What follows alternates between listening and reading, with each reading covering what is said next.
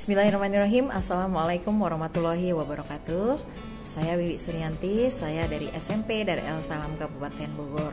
Saya adalah salah satu CGP Angkatan ke-8.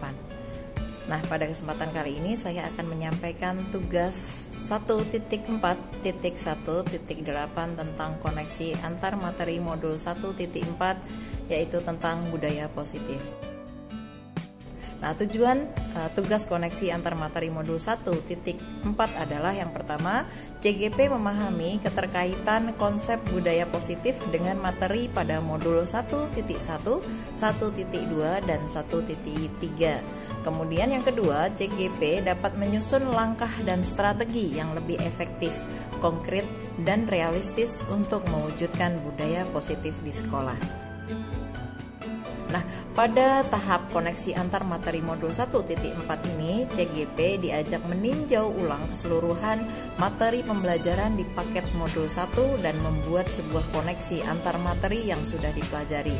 CGP membuat sebuah kesimpulan dan refleksi yang disajikan dalam bentuk media informasi.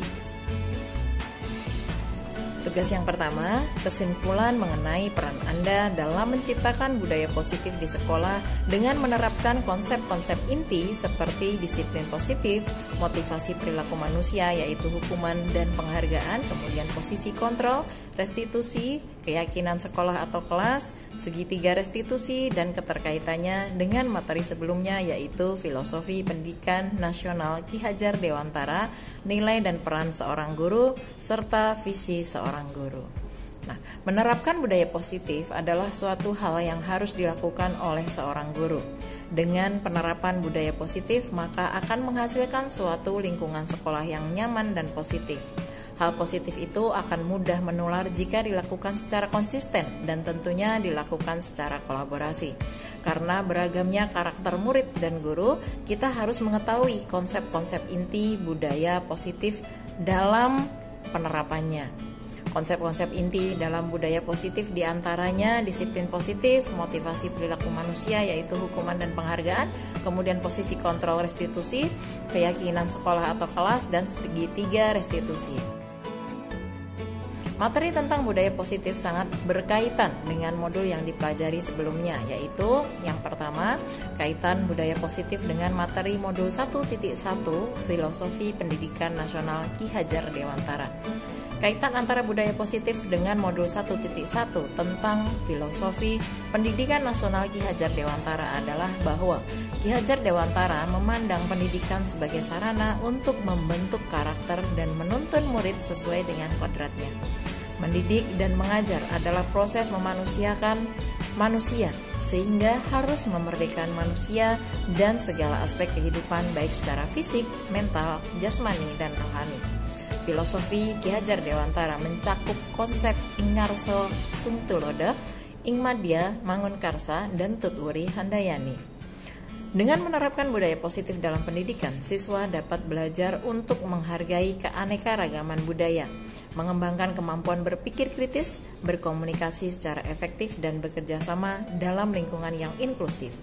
Hal ini sesuai dengan visi Ki Hajar Dewantara dalam menciptakan masyarakat yang cerdas, kreatif, dan berbudaya. Dengan demikian, kaitan antara budaya positif dan materi modul 1.1 tentang Filosofi Pendidikan Nasional Ki Hajar Dewantara adalah bahwa budaya positif dapat menjadi landasan yang kuat untuk menerapkan prinsip-prinsip pendidikan nasional yang dianut oleh Ki Hajar Dewantara dan akan membantu mencapai tujuan pendidikan yang lebih baik dalam membangun bangsa yang berbudaya dan berkarakter. Selanjutnya yang kedua, kaitan budaya positif dengan materi modul 1.2 tentang peran dan nilai seorang guru. Kaitan antara budaya positif dengan materi modul 1.2 tentang peran dan nilai seorang guru adalah bahwa budaya positif memainkan peran penting dalam membentuk lingkungan belajar yang inklusif, mendukung, dan membangun antara guru dan siswa. Sebagai seorang guru, memiliki budaya positif berarti memperlihatkan sikap, nilai-nilai, dan perilaku yang menginspirasi, menghargai, dan memberdayakan siswa. Guru yang menerapkan budaya positif menciptakan iklim belajar yang menyenangkan, saling percaya, dan bebas dari diskriminasi atau intimidasi. Mereka berkomunikasi dengan empati, mendengarkan siswa dengan baik, dan memberikan umpan balik yang konstruktif untuk memperkuat kemajuan murid. Dengan menerapkan budaya positif, seorang guru tidak hanya berperan sebagai sumber pengetahuan, tetapi juga sebagai pembimbing, motivator, dan teladan bagi murid. Budaya positif membantu menciptakan ikatan yang kuat antara guru dan murid, memperkuat motivasi intrinsik murid, memberikan fondasi yang kokoh untuk mengembangkan pribadi dan akademik mereka. Selanjutnya yang ketiga, kaitan budaya positif dengan materi modul 1.3 tentang visi seorang guru. Kaitan antara budaya positif dengan materi modul 1.3 tentang visi seorang guru, bahwa budaya positif dapat menjadi dasar yang kuat untuk mengembangkan dan mewujudkan visi seorang guru. Seorang guru yang menerapkan budaya positif yang jelas cenderung memiliki visi yang jelas dan inspiratif tentang tujuan pendidikan dan pengembangan murid. Budaya positif memungkinkan guru untuk melihat potensi murid, mendorong aspirasi, dan menciptakan lingkungan yang memungkinkan murid untuk mencapai keberhasilan. Dengan mengadopsi budaya positif, seorang guru dapat menjalankan visi mereka dengan lebih efektif, mendorong perkembangan holistik murid, dan menuntun pengalaman belajar yang bermakna. Budaya positif berfungsi sebagai landasan moral dan etika yang penting bagi seorang guru dalam menginspirasi dan membimbing murid menuju pencapaian tujuan pendidikan yang lebih luas. Selanjutnya, tugas yang kedua yaitu buatlah sebuah refleksi dari pemahaman Anda atas keseluruhan materi modul budaya positif ini dengan menjawab pertanyaan-pertanyaan berikut ini.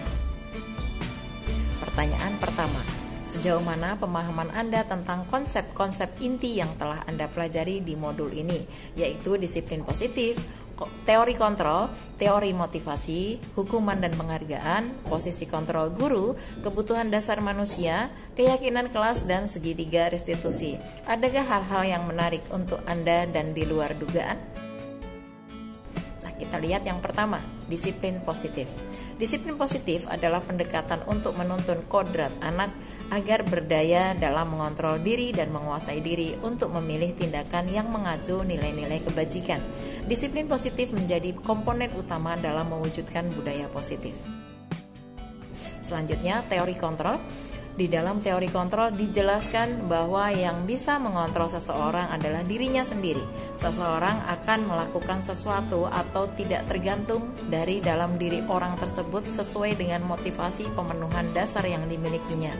Dengan teori kontrol yang diterapkan oleh guru akan membantu memotivasi dan membentuk perilaku dan karakteristik murid dengan cara yang positif. Kemudian teori motivasi. Setiap manusia memiliki alasan dalam melakukan sesuatu. Ada 3 motivasi perilaku manusia, yaitu untuk menghindari ketidaknyamanan atau hukuman, untuk mendapatkan imbalan atau penghargaan dari orang lain, dan untuk menjadi orang yang mereka inginkan dan menghargai diri sendiri dengan nilai-nilai yang mereka percaya. Selanjutnya, hukuman dan penghargaan. Hukuman yang keras atau tidak proporsional dapat menyebabkan emosi negatif pada murid, seperti rasa malu, marah, atau frustasi yang berpengaruh terhadap kepercayaan diri murid. Sedangkan penghargaan yang diberikan untuk hasil akhir atau prestasi eksternal, murid cenderung fokus pada pencapaian tersebut tanpa memperhatikan proses belajarnya yang akan mengakibatkan motivasi intrinsiknya berkurang atau bahkan menghilang. Hukuman dan penghargaan adalah salah satu cara mengontrol perilaku murid yang secara tidak langsung menghambat potensinya. Dalam jangka waktu tertentu, baik hukuman dan penghargaan akan memberikan dampak yang sama, yakni ketergantungan, bukan kemerdekaan, dan tentunya mematikan motivasi internal seseorang. Kemudian, posisi kontrol guru. Ada 5 posisi kontrol guru, yaitu sebagai penghukum, sebagai pembuat rasa bersalah, sebagai teman, sebagai pemantau, dan sebagai manajer. Posisi kontrol guru merupakan konsep yang melibatkan bagaimana guru mengelola dan mengarahkan murid di kelas. Seorang guru perlu memahami pentingnya memberikan murid tanggung jawab atas tindakan mereka sendiri dan memfasilitasi proses belajar yang otonom. Selanjutnya, kebutuhan dasar manusia. ada 5 jenis kebutuhan dasar manusia, yaitu yang pertama kebutuhan akan bertahan hidup, kemudian kasih sayang dan rasa memiliki, kebebasan, kesenangan, dan penguasaan. Ketika kita mendapatkan apa yang kita inginkan, sebetulnya saat itu kita sedang memenuhi satu atau lebih dari satu kebutuhan dasar kita, yaitu kebutuhan untuk bertahan hidup ya, atau survival, kemudian kasih sayang dan rasa cinta atau love and belonging, kemudian kebebasan atau freedom, kemudian kesenangan atau fun, dan penguasaan atau power. Ketika seseorang murid melakukan suatu perbuatan yang bertentangan dengan nilai-nilai kebajikan atau melanggar peraturan, hal itu sebenarnya dikarenakan mereka gagal memenuhi kebutuhan dasar mereka. Kemudian selanjutnya keyakinan kelas. Keyakinan kelas adalah nilai-nilai kebajikan yang diyakini oleh warga kelas untuk menumbuhkan motivasi internal dan budaya positif di kelas. Dengan adanya keyakinan kelas diharapkan akan membantu untuk membangun budaya positif yang melibatkan hubungan yang saling percaya antara murid dan guru serta rasa saling menghormati. Seorang guru harus memahami pentingnya membangun keyakinan kelas atau sekolah untuk menciptakan lingkungan yang mendukung belajar dan perkembangan murid. Selanjutnya, segitiga restitusi. Restitusi adalah proses menciptakan kondisi bagi murid untuk memperbaiki kesalahan mereka, sehingga mereka bisa kembali pada kelompok mereka dengan karakter yang lebih kuat. Restitusi juga merupakan proses kolaboratif yang mengajarkan murid untuk mencari solusi untuk masalah mereka dan membantu murid berpikir tentang orang seperti apa yang mereka ingin menjadi, yaitu tujuan mulia, dan bagaimana mereka harus memperlakukan orang lain. Segitiga restitusi adalah alur untuk menegakkan keyakinan bersama di dalam kelas atau sekolah. Ada 3 unsur segitiga restitusi, yaitu menstabilkan identitas, validasi tindakan yang salah, dan menanyakan keyakinan. Nah, kemudian hal-hal yang menarik dan di luar dugaan, di antaranya yang pertama, ternyata hukuman dan penghargaan itu tidak efektif untuk diberikan kepada murid. Kemudian yang kedua, ada 5 posisi kontrol guru dalam menangani murid yang bermasalah. Saat ini saya lebih banyak di posisi guru sebagai teman dan guru sebagai pemantau. Kedepannya saya akan selalu berusaha untuk menempatkan diri di posisi guru sebagai manajer. Kemudian yang ketiga, dengan mengetahui kebutuhan dasar manusia, kita bisa memetakan motivasi yang dilakukan seorang murid saat ia berbuat sesuatu yang tidak sesuai dengan aturan atau keyakinan sekolah. Selanjutnya yang keempat, keyakinan kelas berbeda dengan aturan atau kesepakatan kelas. Yang kelima, saya telah melakukan bagian dari segitiga restitusi, yaitu menstabilkan identitas, memvalidasi tindakan yang salah, dan menanyakan keyakinan. Hal itu sudah cukup menarik dan penting untuk pemahaman saya. Setelah melakukan segitiga restitusi, tanggapan murid sangat antusias dan mereka merasa bisa menemukan solusi dari dirinya sendiri dalam menyelesaikan permasalahan yang sedang mereka hadapi. Kemudian pertanyaan kedua, perubahan apa yang terjadi pada cara berpikir Anda dalam menciptakan budaya positif di kelas maupun sekolah Anda setelah mempelajari modul ini? Setelah mempelajari modul ini, ada perubahan cara berpikir saya, yaitu yang pertama, pemahaman yang mendalam tentang pentingnya budaya positif di kelas atau di sekolah. Budaya positif berkontribusi pada pembelajaran yang lebih efektif, pengembangan karakter murid, dan budaya positif di kelas atau di sekolah. Selanjutnya yang kedua, membuka sudut pandang saya tentang motivasi yang dilakukan oleh seseorang dan kaitannya dengan pemenuhan kebutuhan dasarnya. Oleh karena itu, kedepannya saya berharap bisa menganalisis apa yang dibutuhkan dan diinginkan murid sehingga bisa mempermudah dalam mencarikan solusi yang tepat. Yang ketiga, hukuman dan penghargaan kurang efektif jika diterapkan dalam pembelajaran karena akan menghambat potensinya. Dalam jangka waktu tertentu, baik hukuman dan penghargaan akan memberikan dampak yang sama, yaitu ketergantungan, bukan kemerdekaan, dan tentunya mematikan motivasi internal seseorang. Yang keempat, posisi kontrol guru merupakan konsep yang melibatkan bagaimana guru mengelola dan mengarahkan murid di kelas. Guru harus menempatkan dirinya sebagai manajer dalam menangani permasalahan pada murid. Yang kelima, dengan menerapkan segitiga restitusi, saya percaya akan mendukung pembelajaran yang berpihak kepada murid dan mendukung terciptanya budaya positif. Selanjutnya, pertanyaan yang ketiga, pengalaman seperti apakah yang pernah Anda alami terkait penerapan konsep-konsep inti dalam modul budaya positif baik di lingkup kelas maupun sekolah Anda? Saya telah melakukan bagian dari segitiga restitusi, tetapi tidak menerapkan langkah menanyakan keyakinan karena memang belum membuat suatu keyakinan kelas atau sekolah, tapi masih berupa peraturan kelas atau sekolah yang menuntut siswa harus patuh terhadap peraturan tersebut. Maka dari itu, kedepannya saya akan membentuk keyakinan kelas agar bisa menjadi pedoman saat menerapkan segitiga restitusi pada murid. Selanjutnya, pertanyaan yang keempat. Bagaimanakah perasaan Anda ketika mengalami hal-hal tersebut? Saat mendapati murid yang bermasalah, terkadang ada rasa amarah yang muncul. Selain itu, tidak jarang saya langsung merujuk ke peraturan sekolah atau kelas, kemudian menghukum murid tersebut sesuai peraturan yang berlaku. Namun, saya segera sadar bahwa amarah justru akan menambah masalah. Oleh sebab itu, saya menggali apa motivasi yang mendorong murid untuk berbuat salah. Saat murid menyadari bahwa dia salah dan berupaya memperbaiki diri, saya cukup lega dan senang. Kemudian pertanyaan yang kelima, menurut Anda, terkait pengalaman dalam penerapan konsep-konsep tersebut, hal apa sajakah yang sudah baik? Adakah yang perlu diperbaiki? Dalam penerapan segitiga restitusi, saya kurang di bagian menanyakan keyakinan. Untuk itu, kedepannya saya akan membuat keyakinan kelas atau sekolah untuk bisa dijadikan acuan saat menerapkan segitiga restitusi kepada murid yang melakukan suatu kesalahan.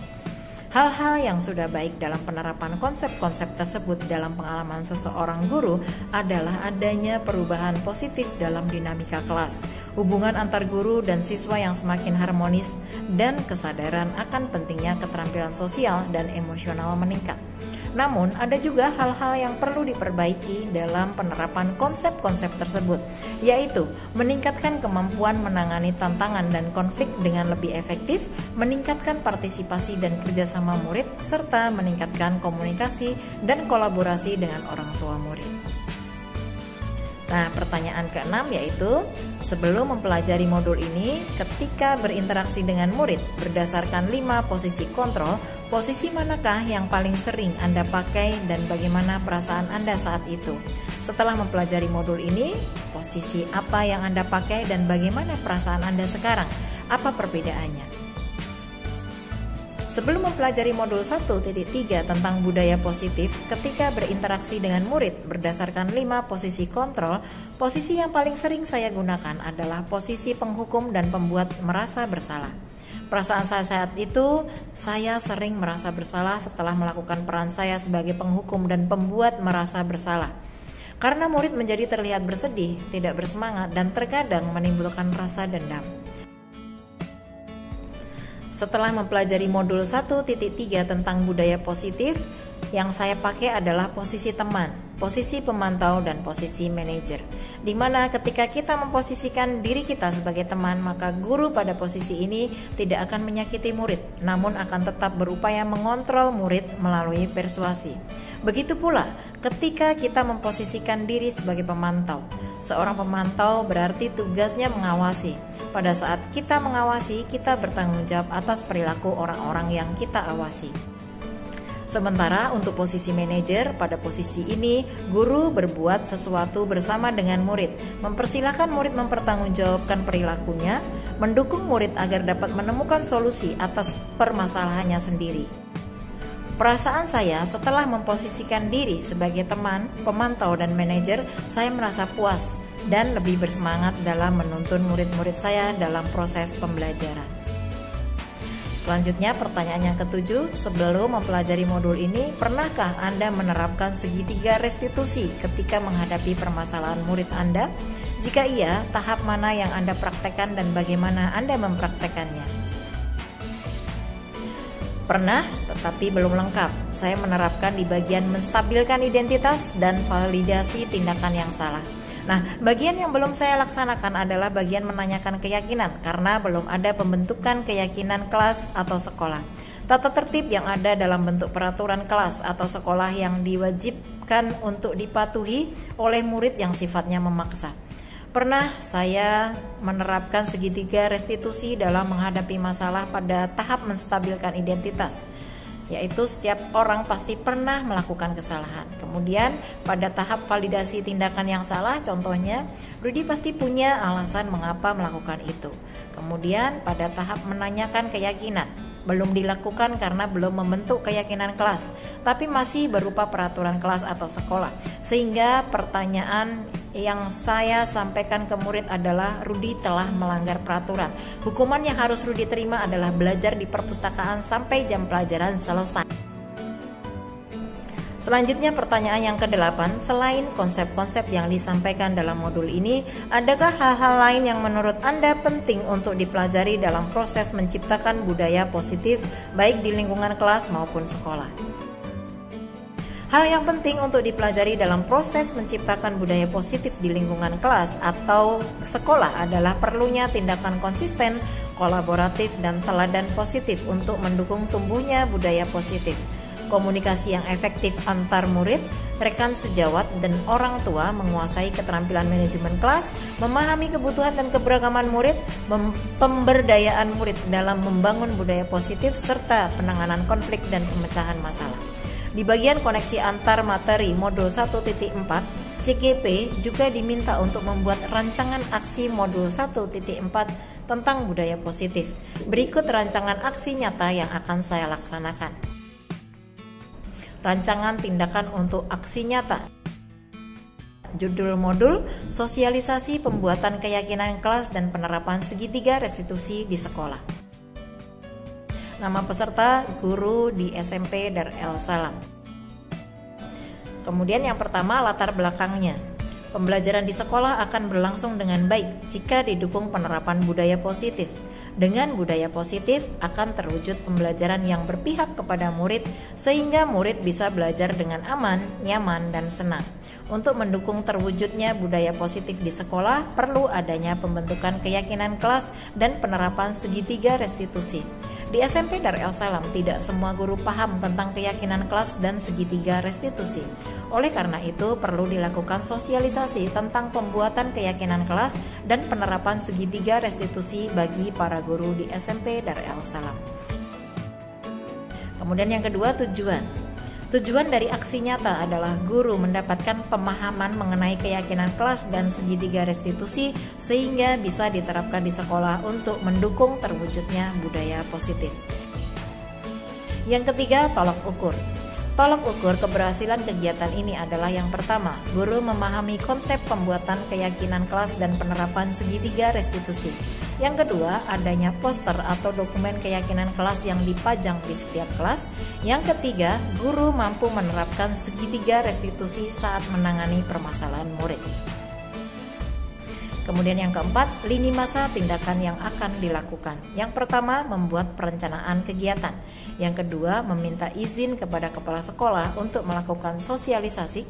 Yang ketiga, membuat materi tentang budaya positif dalam bentuk slide PowerPoint. Kemudian yang keempat, berkonsultasi dengan kepala sekolah untuk mendapatkan masukan mengenai materi yang sudah dibuat dan menentukan jadwal sosialisasi. Yang kelima, bekerja sama dengan petugas sarana prasarana untuk mempersiapkan ruangan presentasi. Yang keenam, melaksanakan presentasi atau sosialisasi. Dan yang ketujuh, refleksi kegiatan. Selanjutnya yang kelima, dukungan yang dibutuhkan. Yang pertama, dukungan berupa izin pelaksanaan kegiatan dari kepala sekolah. Kemudian yang kedua, dukungan warga sekolah sebagai teladan dalam penerapan budaya positif di sekolah, sarana prasarana dan petugas yang mendukung pelaksanaan sosialisasi. Yang ketiga, kerjasama orang tua di rumah sebagai lingkungan pertama untuk menerapkan budaya positif siswa. Yang keempat, sarana dan prasarana yang mendukung untuk menumbuhkan budaya positif di sekolah. Demikian tadi tugas koneksi antar materi modul 1.4 yang telah saya buat. Mudah-mudahan menginspirasi kita semua dan bermanfaat untuk kita semua. Terima kasih telah menonton video ini. Wassalamualaikum warahmatullahi wabarakatuh. Salam guru penggerak. Guru penggerak, tergerak, bergerak, menggerakkan.